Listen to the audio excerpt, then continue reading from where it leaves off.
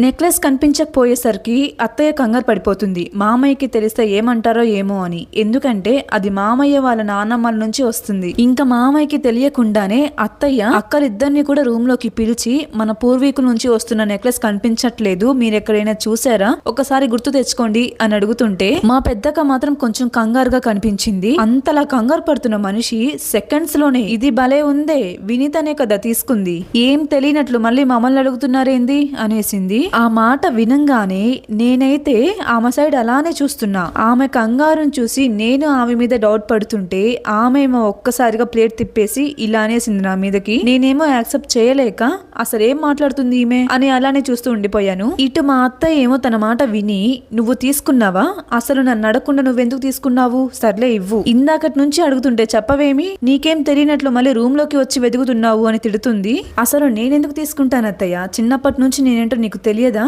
సరే అయితే ఒకసారి నా రూమ్ లోకి వచ్చి వెతకండి అని ముగ్గురిని నా రూమ్ లోకి తీసుకొచ్చాను. ముగ్గురు కలిసి వెతికారు కానీ ఎక్కడ కనిపించలేదు.